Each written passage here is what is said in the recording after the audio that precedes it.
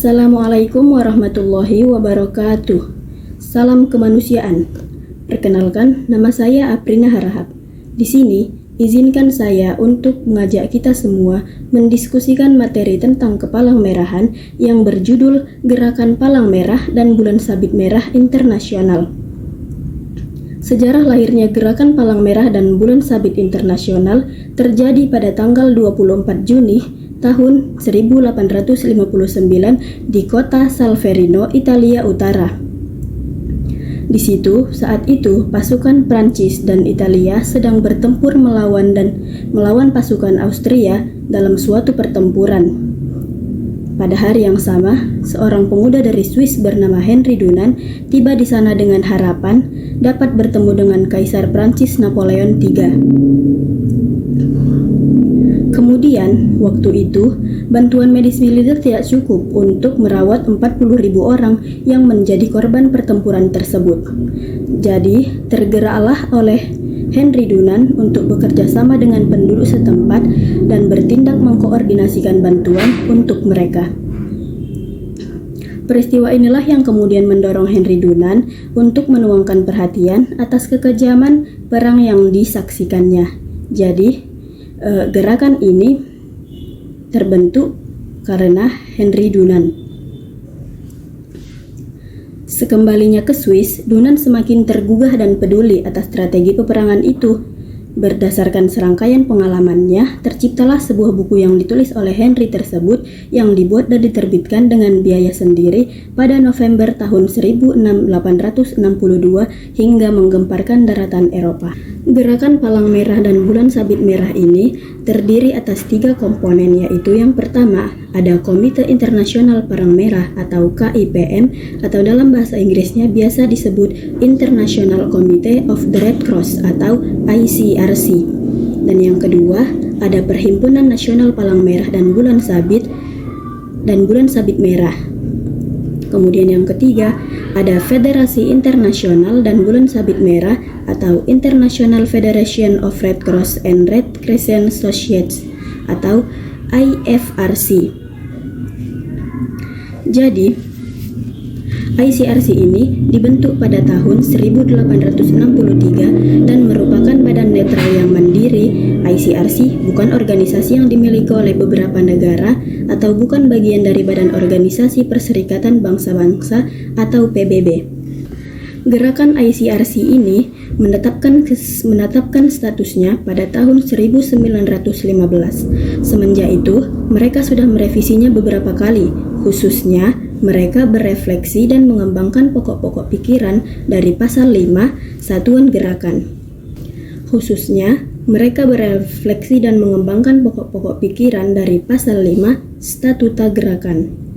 Untuk lebih persisnya, sebagai tambahan atas apa yang sudah disebutkan tadi, ICRC ini menetapkan statutanya pada tahun 1915. Semenjak itu, mereka sudah merevisinya beberapa kali.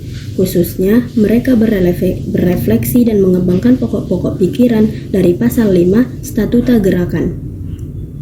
Untuk lebih persisnya, sebagai tambahan atas apa yang sudah saya sebutkan tadi, statuta itu menyebutkan bahwa ICRC harus melindungi dan mempromosikan penghormatan kepada prinsip-prinsip dasar gerakan.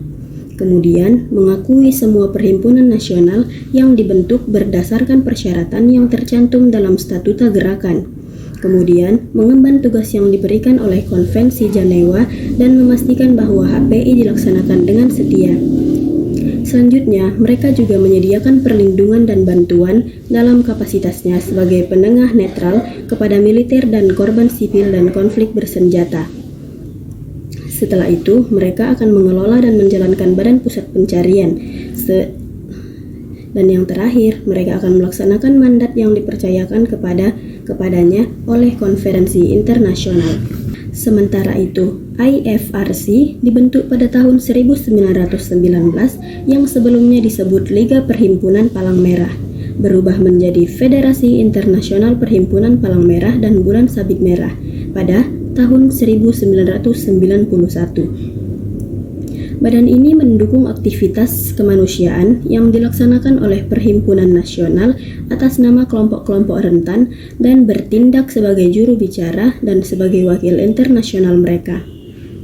Federasi juga mendukung Perhimpunan Nasional dan ICRC dalam usahanya untuk mengemban dan menyebarluaskan pengetahuan tentang HPI dan mempromosikan prinsip-prinsip dasar gerakan.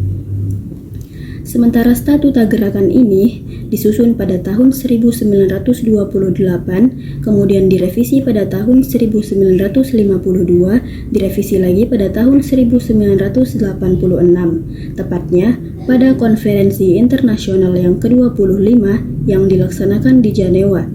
Statuta gerakan adalah suatu dasar yang menentukan struktur dan kewajiban ICRC, federasi, dan perhimpunan nasional. Adapun mandat ICRC yaitu memberikan perlindungan kepada korban militer maupun sipil yang terkena akibat konflik bersenjata. Kemudian, memberikan bantuan sandang dan pangan, medis atau sanitasi kepada konflik korban bersenjata. Selanjutnya, mempersatukan keluarga yang terpisah akibat perang. Yang terakhir, melakukan penyebarluasan HPI dan prinsip dasar gerakan.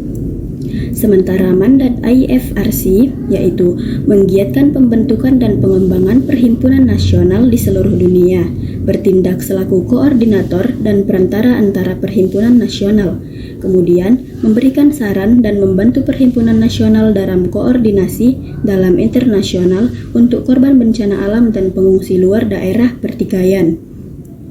Kemudian, membantu program pengembangan kesiapsiagaan bantuan bencana alam dari Perhimpunan Nasional.